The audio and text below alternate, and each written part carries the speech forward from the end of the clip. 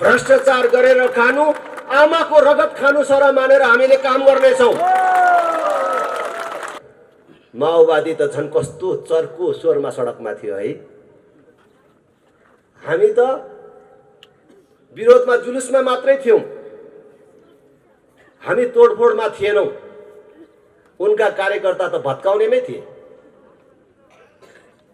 सुरक्षाकर्मीमाथि आक्रमणमै अगाडि अगाडि सरिराखेका थिए। कांग्रेस एमाले माओवादीको विकल्प राष्ट्रिय प्रजातन्त्र पार्टी हो।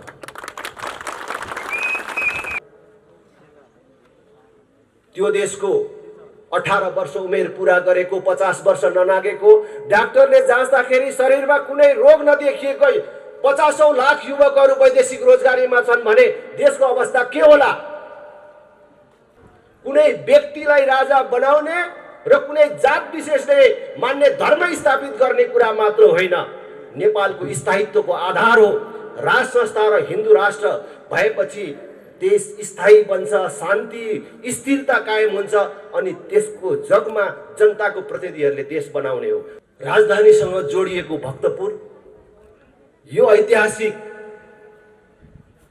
नगरी चाङ्गु नारायणको बाटोको यो हाल देखेर म छक्क परे। ओ पण्डितजी कता भो हुनुहुन्थ्यो अघि? युवा पण्डितजी, खाण्डप्रस्थ तपाईँलाई थाहा छ महाभारतमा? र यो चाङ्गु नारायण राष्ट्रिय प्रजातन्त्र पार्टीलाई एकचोटि दिनुहोस् भन्ने म अपिल गर्न चाहन्छु।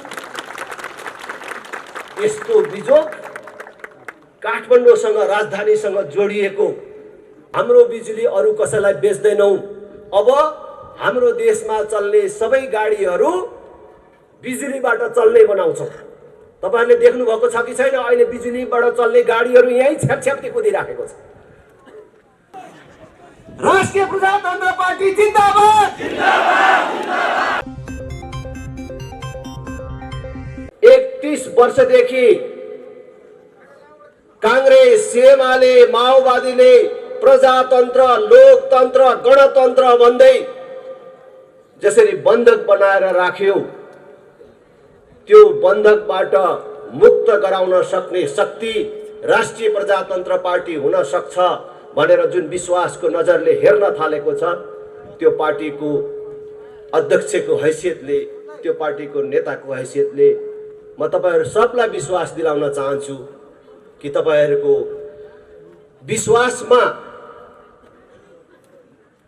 एक दिन होइन, एक क्षण पनि शंका पैदा हुने, तपाईको विश्वासमा कुठाराघात हुने, तपाईको विश्वासमा तुषारापात गर्ने काम हामीबाट हुने छैन। फेरि पनि दोहोर्याउन चाहन्छु, हामी सबैभन्दा माथि देश छ, देशभन्दा माथि अर्को कुनै कुरा छैन। हामी देशको लागि छौं। हामीले गरिराखेको कुरा देशको लागि हो, जनताको लागि हो र देशको लागि, जनताको लागि काम गर्ने क्रममा हामी देशको मुख्य शत्रुको रूपमा रहेको भ्रष्टाचारको विरुद्ध पहिलो आफै खरो उत्रने छौं। भ्रष्टाचार गरेर खानु, आमाको रगत खानु सर मानेर हामीले काम गर्ने छौं।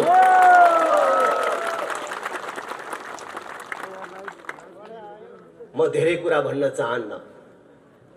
तपाईहरुले 31 वर्षदेखि भन्नलाई अलग अलग पार्टी भनिएका तर एउटै चरित्रका पार्टीहरूको कुशासन बिहोरी राख्नु भएको छ। कांग्रेस, एमाले, माओवादी भन्दाखेरि अलग पार्टी जस्तो देखिने, अलग अलग अफिस छ, अलग अलग साइनबोर्ड छ, मारामारै पनि गर्छन्, तर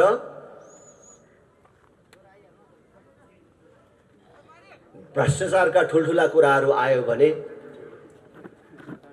सबै पार्टीको नाम एकै ठाउँ जोडिन्छ।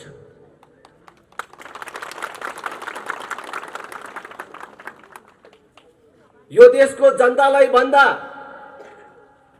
विदेशी शक्तिलाई ठुलो मान्ने, जनताको आशीर्वाद भन्दा विदेशीहरूको आशीर्वादलाई ठुलो मान्ने कुरामा पनि यिनीहरू एकै ठाउँ देखिन्छ। गाँठे पुरानो कुरा नगरौं। दिल्लीमा 12 बुँदे सहमति गर्दाको कुरा नगरौं। विदेशीहरूले आयोजना गरेको प्रायोजन गरेको दिल्ली सम्मेलन र 12 बुँदे सहमतिको भरिया बनेर आएको कुरा नगरौं। भर्खरै एमसीसी को कुरा कस्तो चर्कोसँग एमसीसी को विरोध गर्दै थिए। नेकपा एमाले संसदमा एमसीसी सम्झौता प्रस्ताव पेश गर्दाखेरि कांग्रेसले थाहै नपाएको गरे जस्तो बसिराखेको थियो। ऊ प्रतिपक्षमा थियो। फेरि कांग्रेस सरकारमा आयो, एमालेलाई लुतोने कर्याई जस्तो अझ विरोधी जस्तो गरेर बसिराखेको थियो। माओवादी त झन् कस्तो चर्को स्वरमा सडकमा थियो है। हामी त विरोधमा जुलुसमा मात्रै थियौं, हामी तोडफोडमा थिएनौं। उनका कार्यकर्ता त भत्काउनेमै थिए। सुरक्षा कर्मीमाथि आक्रमणमै अगाडि अगाडि सरिराखेका थिए। तर जब निर्णयको दिन आयो, यी सबै एउटै दुलोमा सोझिएर बसे।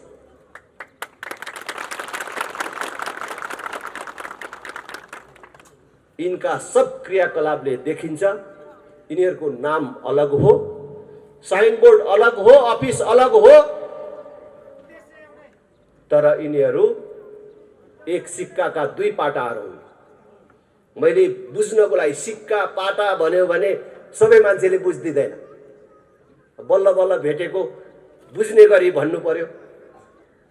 यो हात हेर्यो भने उतापट्टिबाट देख्नेले धर्कै धर्का रहेछ हात भनेको भन्ने बुझ्छ। यता पछाडिबाट हेर्नेले छालै छाला रहेछ हात भनेको बुझ्छ।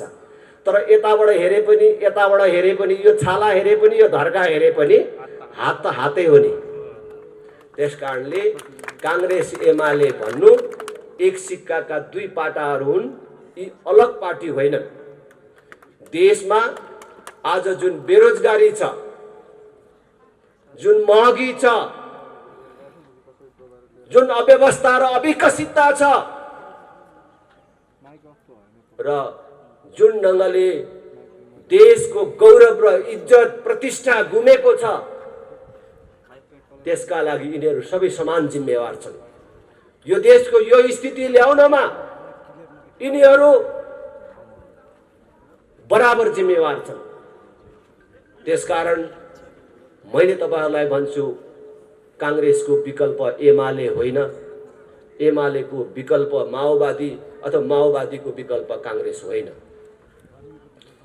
अब कांग्रेस एमाले माओवादीको विकल्प राष्ट्रिय प्रजातन्त्र पार्टी हो। धेरै भो देशले दुःख पाएको, जनताले दुःख पाएको, संसारमा 16-17 वटा मात्रै देश भएको बेला नेपाल भन्ने देश थियो। जुन बेला नेपाल भन्ने देश थियो त्यस बेला अहिलेको भारत बनेको थिएन, अमेरिका बनेको थिएन। भारत भन्दा अमेरिका भन्दा जेठो विश्वको यो प्राचीन देश आज कसरी मागी खानेहरूको देश भयो? आज किन उनीहरूको अगाडि हामी हात थापी खाने भयौं? 31 वर्ष भयो त कांग्रेसहरूले, एमालेहरूले, माओवादीहरूले प्रजातन्त्र, लोकतन्त्र, गणतन्त्रको नाममा देशमा शासन चलाएको। आज यिनीहरूको कार्यकालमा 1000 मान्छेले कहीँ एकै ठाउँ काम गर्न पाउने एउटा उद्योग धन्दाको स्थापना गर्न सके?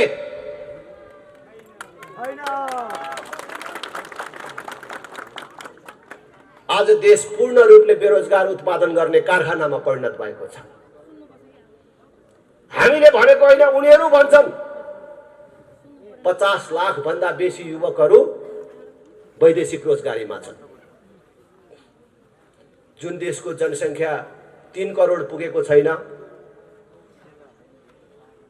त्यो देशको 18 वर्ष उमेर पूरा गरेको, 50 वर्ष ननागेको, डाक्टरले जाँच्दाखेरि शरीरमा कुनै रोग नदेखिएको 50औं लाख युवकहरू वैदेशिक रोजगारीमा छन् भने देशको अवस्था के होला? कल्पना गर्नुहोस्। आज छोरा जन्मायो बढायो, अरबियनको नोकर हुन पठायो। आमाको काख छोडेर,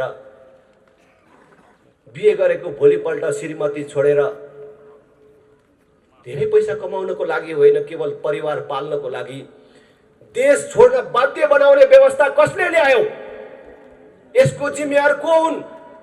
के राजालाई गाली गरेर, हिन्दू राष्ट्रलाई गाली गरेर अब यिनीहरूले मुक्ति पाउँछन्, छुट पाउँछन्?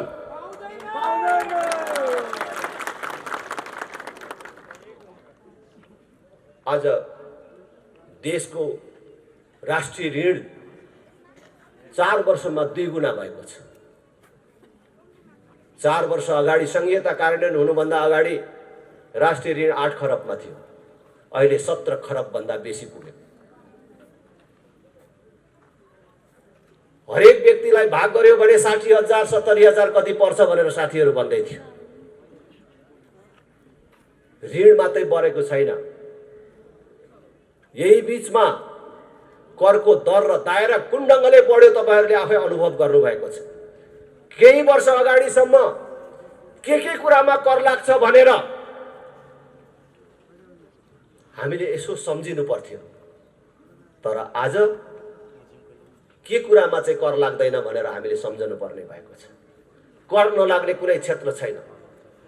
करको दायरा पनि त्यसरी नै बढेको छ भने दर पनि हिजो 17 रुपियाँ लाग्ने ठाउँमा आज 1700 र 7000 सम्म लाग्न थालेको छ। तर यति धेरै ऋण लिएर, यति धेरै कर तिरेर हामीले कसलाई पोसिराखेका छौँ? संघीयता अन्तर्गतका जनप्रतिनिधिहरू, तिनका कर्मचारीहरू, तिनका लागि व्यवस्था गरिएका गाडीहरूमा खर्च भइराखेको छ, तिनका तलब भत्तामा खर्च भइराखेको छ। यो देशले धान्न सक्ने कुरा होइन। आज देशको गरिबी, अविकसितता यी त आफ्नो ठाउँमा छन्। कुनै दिन राम्रो पार्टी र राम्रो नेता पाएको दिन यी सब चिज ठिकमा आउला, तर त्योभन्दा पनि खतरनाक कुरा यी ठुला राजनीतिक दल हुँ भन्नेहरूको केटाकेटी व्यवहारको कारण वैदेशिक सम्बन्धलाई सत्ता प्राप्त गर्ने र सत्तामा बस्नेले सत्तामा टिकिराख्ने अस्त्रको रूपमा प्रयोग गर्न खोजेको कारण आज अन्तर्राष्ट्रिय जगतमा नेपालको विश्वसनीयता गुमेको छ मात्रै होइन,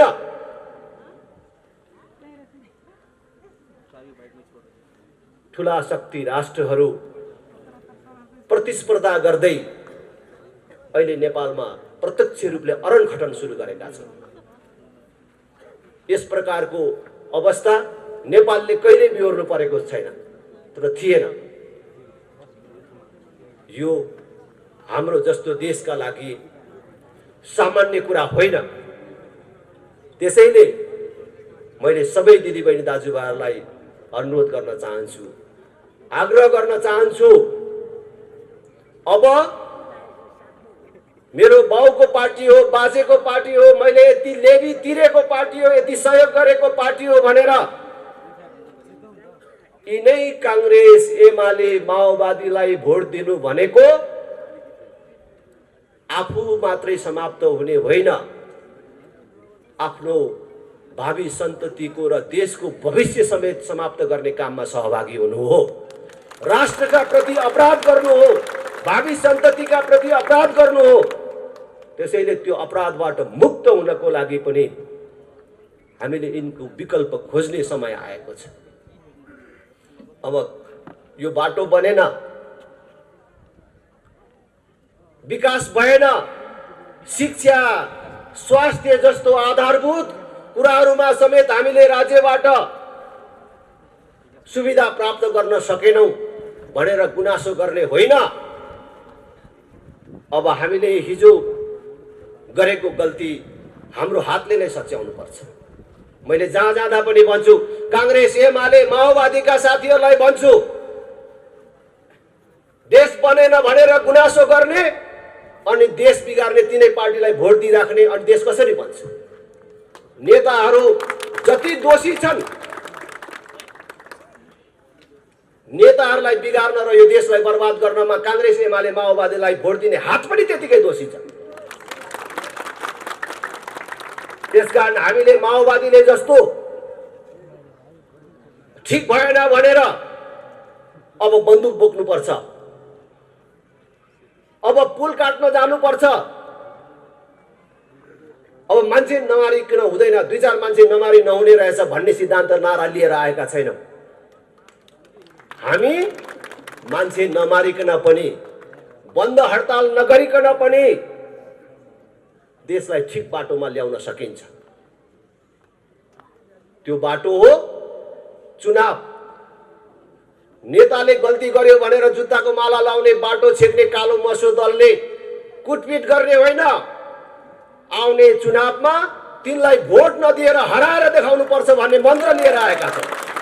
सजिलो बाटो लिएर आएका छौं, कसैले कष्ट नउठाइकन सरल ढंगले देश बनाउने उपाय लिएर आएका छौं। हेर्नुस्,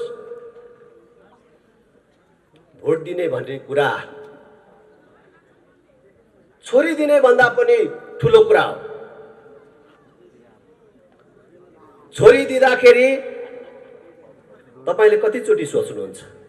1 चोटी, 2 चोटी, 10 चोटी? होइन, 1000 चोटी सोच्नुहुन्छ। जब छोरी दिने कुरा हुन्छ, रातभरि छटपटाउनुहुन्छ, निन्द्रा लाग्दैन। आफूले छोरी दिन लागेको केटो कस्तो हो भनेर अनेक मान्छे लगाएर बुझ्नुहुन्छ। त्यो छोरो अथवा त्यो ज्वाइँ बन्ने मान्छे कति पढेको छ, आनी बानी कस्तो छ, आमदामीको स्रोत के छ, जाँडक्सी खान्छ कि खाँदैन,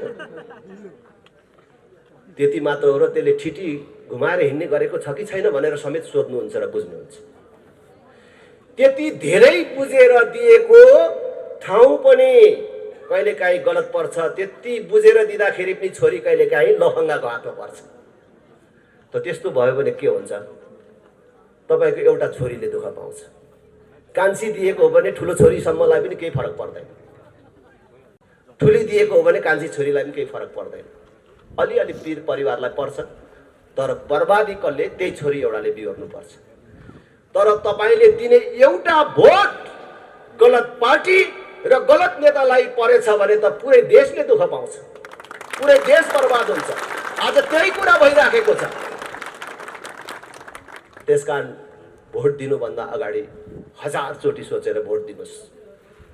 आज राष्ट्रिय प्रजातन्त्र पार्टी राष्ट्र संस्था स्थापना गर्ने,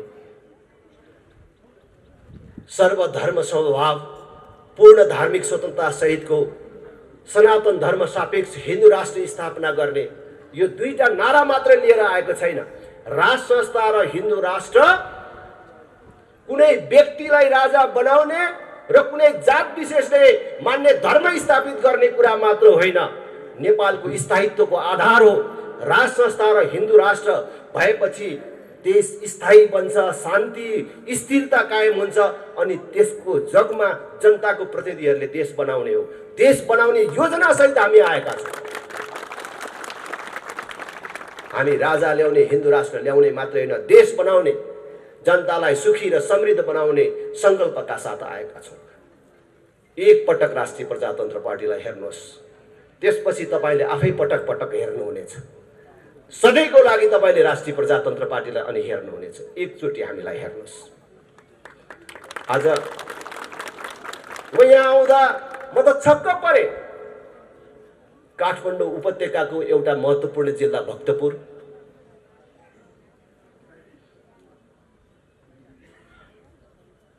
राजधानीसँग जोडिएको भक्तपुर, यो ऐतिहासिक नगरी चाङ्गु नारायणको बाटोको यो हाल देखेर म छक्क परे। ओ पण्डितजी कता भो हुनुहुन्थ्यो? युवा पण्डितजी, खाण्डप्रस्थ तपाईलाई थाहा छ? महाभारतमा महाभारतको खाण्डप्रस्थ जस्तो देखे। महाभारतको खाण्ड प्रश्न तपाईहरुले सुन्नु भएको छ। जब हस्तिनापुरमाथि कौरवहरूले हस्तक्षेप गरे अथवा छलछामबाट पाण्डवहरूको हातबाट कौरवहरूले हस्तिनापुर लगे, पाण्डवहरूलाई पनि कुनै राज्य दिनुपर्ने भयो, कहीँको त राजा मानिदिनु पर्ने भयो भन्दाखेरि उनीहरूलाई एउटा यस्तो ठाउँ जहाँ जीवन र वनस्पतिको कल्पना पनि गर्न सकिँदैन थियो, ढुङ्गै ढुङ्गा मात्रै, हेर्दाखेरि पनि आँसु आउने त्यस्तो ठाउँ जसको नाम खाण्डप्रस्थ थियो। ल यहाँको राजा हुनु पाण्डवहरूलाई भनेर त्यो राज्यको राजा हुन दिइयो। तर त्यो खाण्डप्रस्थलाई पाण्डवहरूले रगत बगाए, पसिना बगाए, मेहनत गरे र त्यो खाण्डप्रस्थलाई हस्तिनापुर भन्दा पनि राम्रो र लोभलाग्दो इन्द्रप्रस्थ बनाए। जब त्यो इन्द्रप्रस्थ बन्यो, त्यो राम्रो बन्यो, पछि कौरवहरूले फेरि त्यहाँ पनि आँखा लगाए अनि त्यो पनि लिनको लागि लाक्षागृहको निर्माण गरे, जुवाको सिर्जना गरे, जुवा खालको निर्माण गरे अनि पछि महाभारत भयो। त्यतातिर म जान्न, तर जसरी त्यो खाण्डप्रस्थलाई पाण्डवहरूले रगत पसिना बगाएर इन्द्रप्रस्थ बनाए, म पनि नेपालमा खाण्डप्रस्थ खोज्दै थिएँ। खत्तम नगरपालिका, बन्नै नसकेको नगरपालिका, गाउँपालिका कहाँ छ?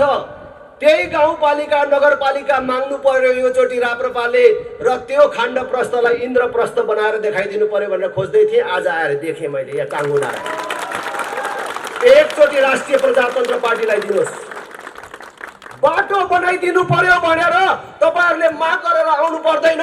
कुनै बाटोको हालत यस्तो राख्दैन राष्ट्रिय प्रजातन्त्र पार्टीले। राष्ट्रिय प्रजातन्त्र पार्टीले चुनाव जितेको गाउँपालिका नगरपालिकामा 12 कक्षासम्म पूर्ण रूपले निशुल्क हुनेछ। हरेक विद्यालयमा कम्प्युटर शिक्षा अनिवार्य हुनेछ। बाल कक्षाहरूलाई अहिले तपाईहरुको गाउँघरमा मोन्टेसरीको नाममा स्थापना गरेका बाल विद्यालयहरू छन् नि, त्यो स्तरको हामीले विकसित गरेर लैजानेछौँ। आधारभूत स्वास्थ्य सेवा निशुल्क गर्नेछौँ। कुनै पनि नागरिकले अस्पताल जान नपाएर मर्यो भन्ने कुरा सुन्नु पर्ने छैन। भौतिक पूर्वाधारको कुरा मैले भनिसके। नमुना लायक काम गरेर देखाउँछौँ। थोरै पैसाले कसरी यत्रो बाटो बनाए, यत्रा पुल कल्भर्टहरू बने, यति धेरै सामुदायिक भवनहरू कसरी बने भनेर कांग्रेस एमाले माओवादीले जितेका मानिस ठाउँका मानिसहरू हेर्न आउने गरी बनाउँछौँ। हामीले ज्येष्ठ नागरिकहरूको लागि, बालकहरूको लागि, महिलाहरूका लागि हामीले हेर्न लायक र नमुना लायक योजनाहरू ल्याउँछौँ। त्यसकारण एकचोटि राष्ट्रिय प्रजातन्त्र पार्टीलाई साथ दिनुहोस् र यो चाङ्गु नारायण राष्ट्रिय प्रजातन्त्र पार्टीलाई एकचोटि दिनुहोस् भन्ने म अपिल गर्न चाहन्छु। यस्तो बिजोग काठमाडौँसँग, राजधानीसँग जोडिएको जिल्लाको, नगरको हालत यो के हो? यस्तो यो त मेरो सुदूर गाउँमा पनि छैन। यस्तो हामीले जितेको गाउँमा यस्तो छैन। हामीले जितेको गाउँमा पहिले यस्तै थियो। कालो पत्रे सडक कस्तो छ हेर्नको लागि कि बिहार जानु पर्थ्यो कि सहरमा जानु पर्थ्यो। तर आज कालो पत्रे सडकले नछोएको कुनै वार्ड छैन। हाम्रो गाउँका छोराछोरीहरूले 12 कक्षासम्म निशुल्क पढ्न पाउँछन्। हरेक नागरिकका छोराछोरीले दिनमा 1 घण्टी कम्प्युटरसँग खेल्न पाउँछन्। एकचोटि यो चाङ्गु नारायण पनि हामीलाई दिनुहोस्। म यही अपिल गर्न चाहन्छु। नअल्मलिनुहोस् यो कांग्रेस एमाले माओवादीसँग। जुन पार्टीहरूले 31 वर्ष मौका पाउँदाखेरि केही गर्न सकेनन्। ल त तपाई राप्रपा भएर होइन, कांग्रेस एमाले माओवादी पनि भएर होइन, एउटा नागरिक भएर एकछिन आँखा चिम्म गरेर छातीमा हात राखेर सम्झनुहोस् त, यो 31 वर्षमा यो 2046 सालदेखि यहाँसम्म आइपुग्दाखेरि यो काङ्ग्रेस एमाले माओवादी भन्ने पार्टीले देशको लागि गरेको यो चाहिँ काम छ है, यो चाहिँ बिर्सनु हुँदैन भन्ने कुनै कुरा छ? एउटा कुनै कुरा छ? कोही काङ्ग्रेसी, कोही एमाले, कोही माओवादी जनहरू आएर ल राजेन्द्र म भन्छु भनेर यहाँ उभिएर भन्न सक्ने ताकत राख्नुहुन्छ? कोही छ? यो त गरेको छ है काङ्ग्रेसले, यो त बिर्सिनु हुँदैन भन्ने कुनै कुरा छ? देशले देख्न पाउने, जनताले छुन पाउने, भोग्न पाउने कुनै त्यस्तो कुरा छ? देश पूर्ण रूपले बेरोजगार उत्पादन गर्ने कारखानामा परिणत गरे। आज हाम्रो भाइ छोराहरूलाई, हाम्रा दिदीबहिनीहरूलाई बेचेर उनीहरूले पठाएको रेमिटेन्सबाट देश चलाएर केही मानिसहरू मालिक बने। आज ब्याङ्कमा पैसा छैन भन्छ। अर्थशास्त्रको धेरै कुरा म बुझ्दिनँ, तर लाटो हिसाबले पनि आम्दानी भएन होला, धेरै राजस्व उठेन होला, सरकारको ढिकुटीमा पैसा भएन होला, तर ब्याङ्कमै पैसा नहुने भन्ने कुरा चाहिँ के हो? ब्याङ्कमै पैसा नहुने भन्ने कुरा के हो? यो अरू कसैले बुझ्नुहुन्छ कि? नोट त छापिएकै छ नि त, त्यो नोट कहाँ गयो? नोट कहाँ गयो र ब्याङ्कमा पैसा छैन?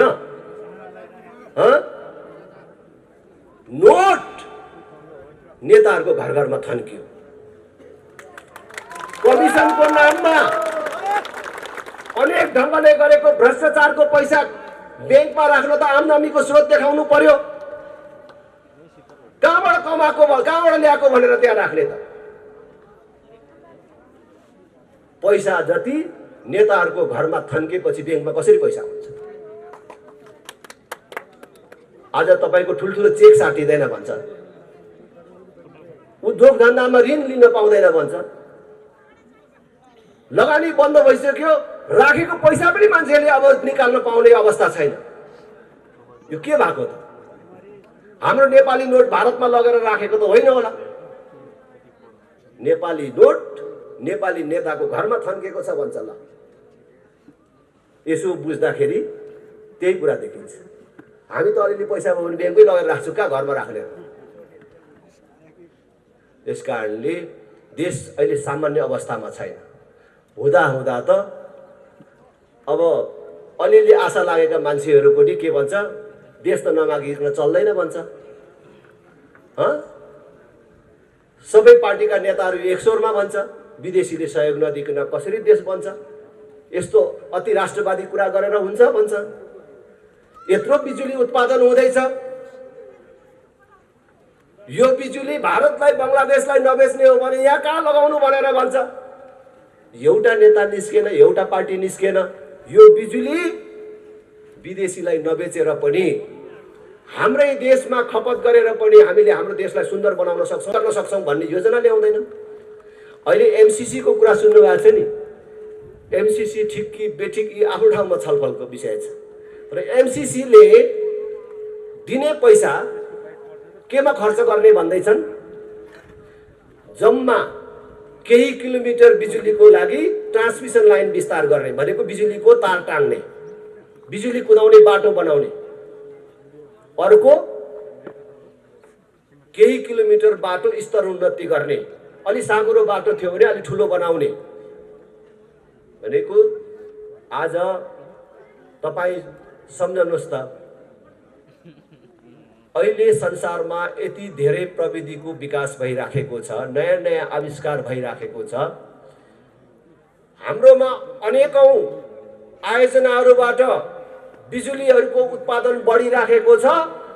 भविष्यमा बढ्ने त्यो बिजुलीको उत्पादन भारतलाई बेच्नुपर्छ भनेर यो अहिले ट्रान्समिसन लाइन बनाएको रे। तर जुन बेलासम्म हामीले बिजुली उत्पादन गरिसक्छौँ र भारतलाई बेच्ने भनेर हामीले सोच्छौँ, त्यसबेला भारतले अर्को नयाँ कुनै प्रविधिको विकास गरेर तिम्रो बिजुली मलाई चाहिँदैन भन्यो भने त्यहाँ के कुदाउने?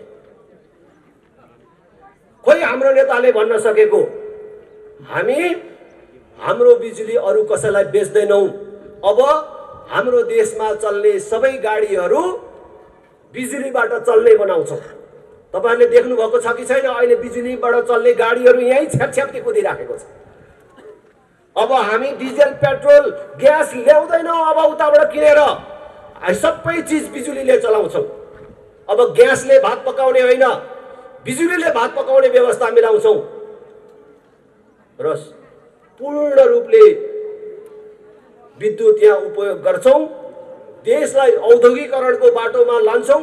संसारभरका लगानीकर्ताहरूलाई हाम्रो देशमा आएर उद्योग खोला, जसले 1000 मान्छेलाई रोजगार दिने उद्योग खोल्छ त्यसलाई 10 वर्ष हामी कर फ्री गर्छौँ।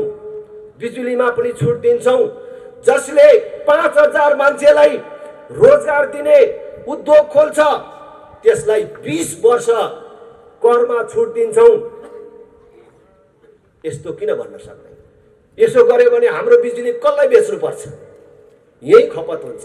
हाम्रो भाइ छोराले 30-40 हजार कमाउनको लागि, केवल परिवार पाल्नको लागि विदेशीको नोकर हुन जानुपर्ने अवस्था किन आउँछ?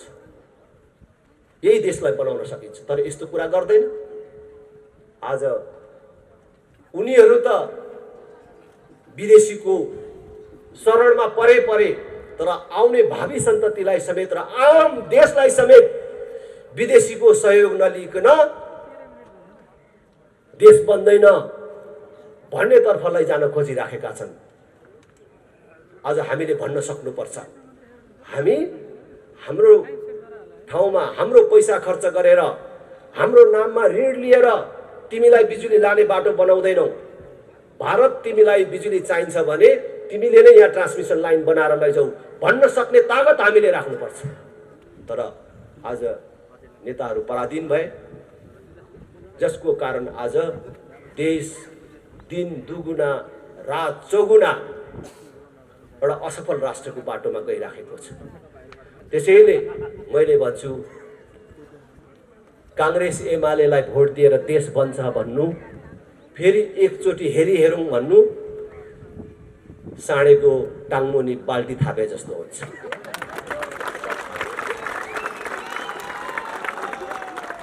साँडेको टाङमुनि बाल्टी थापेर दुध आउँछ? साँडेको टाङमुनि बाल्टी थापेर साँडेले दुध दिएन भनेर सिर्कना लगाउँदा दिन्छ? सिर्कना लगाए पनि दिँदैन। होइन, के हो यसलाई अलि सुमसुमे न छोरा भनेर छोराछोरीको पनि सहयोग लिएर सुमसुमे आए पनि दिन्छ? दिँदैन। खाना पो पुगेन कि भने अलिकति दाना थपिदिएन त यसलाई भनेर दाना थपिदिँदा पनि दिँदैन। केही गरे दिँदैन, मरै दिँदैन साँडेले दुध, किन साँडेको धर्मै दुध दिने होइन। त्यसै गरेर कांग्रेस एमालेको धर्म नै देश बनाउने होइन रहेछ भन्ने कुरा त 31 वर्षमा देखियो। त्यसकारण अब जनता जाग्ने बेला आयो। अब 1 वर्षभित्रमा 3 तहको निर्वाचन हुँदैछ। 3 तहको निर्वाचनमा जनताले साबित गर्नुपर्ने छ, जनता कांग्रेस एमाले माओवादीको गोठमा बाँधेर राखेको गाईबस्तु होइन। उनीहरूले भन्छ नि जनता सार्वभौम छ भन्छ नि, हो जनता सार्वभौम छ, जनता बुझ्ने भयो भन्ने प्रमाणित गर्नको लागि पनि यी पार्टीहरूलाई हराएर देखाउनु पर्छ। यही कुरा म तपाईहरु सबलाई अपिल गर्दै फेरि पनि अरु 2टा पार्टी प्रवेश कार्यक्रममा सहभागी हुनुपर्ने छ। बस चढेर आउनु भएको छ टाढा टाढाबाट साथीहरू, 3 दिनदेखि पर्खिराख्नु भएको छ महत्त्वपूर्ण साथीहरू। त्यसकारण मैले बीचैमा समय लिए उपाध्यक्षजी, प्रवक्ताहरू र रेखा थापा समेत तपाईहरुको साथमा हुनुहुन्छ। पूरा समय बसेर यो सभालाई पूर्ण रूपले सफल बनाइदिनु हुन तपाईहरु सबलाई अपिल गर्दै यहाँबाट बिदा हुन्छु। त्यो भन्दा अगाडि पर काठमाडौँले पनि सुन्नुपर्छ है। राष्ट्रिय प्रजातन्त्र पार्टी जिन्दाबाद, जिन्दाबाद, जिन्दाबाद। राष्ट्रिय प्रजातन्त्र पार्टी जिन्दाबाद भोट के माहौलमा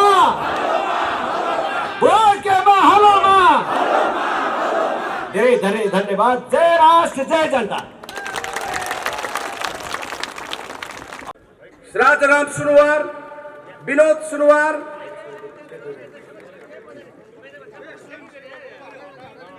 बलराम सुनवार, कल्पना सुनवार, राजकुमार सुनवार, राज सुनवार, विजय सुनवार, विशाल सुनवार, राजाराम सुनवार, विनोद सुनवार, नवराज सुनवार, मनोज सुनवार, लक्ष्मण सुनवार, सानु सुनवार, सीता सुनवार, भगवती सुनवार, कविता सुनवार, रमेश थापा, महेश थापा, साकारजङ थापा, अमन थापा, कल्पना सुनवार, सीता सुनवार, सानुमाया सुनवार, मन्दिरा सुनवार, कमला सुनवार, ठुलीकान्छी सुनवार, सुजाता सुनवार, सुशीला सुनवार, राजन सुनवार, शम्भु सुनवार, मनोज कुमार सुनवार, श्याम कुमार सुनवार, कान्छा सुनवार, सुजन सुनवार, माया सुनवार, मिठू सुनवार, सृजना सुनवार, सन्तमाया सुनवार,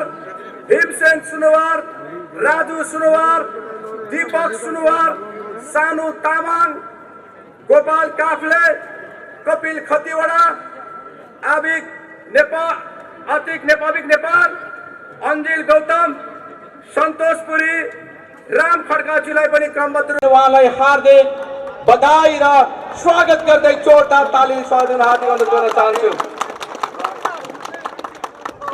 उहाँ सुनालवासी हुनुहुन्छ है, हाम्रो आफ्नै वडा नम्बर 8 का वासी हुनुहुन्छ। उहाँ अत्यन्तै उहाँको सहभागिता र उहाँको प्रवेशबाट पक्कै पनि राष्ट्रिय प्रजातन्त्र पार्टी सुनाल र सिंह चाङ्गुनालाई सहयोग पुग्ने मैले विश्वास राख्दै, त्यसै गरी कर्नेल करसाब श्याम हरि खत्रीजीलाई म मञ्चमा आइदिन हार्दिक अनुरोध गर्न चाहन्छु।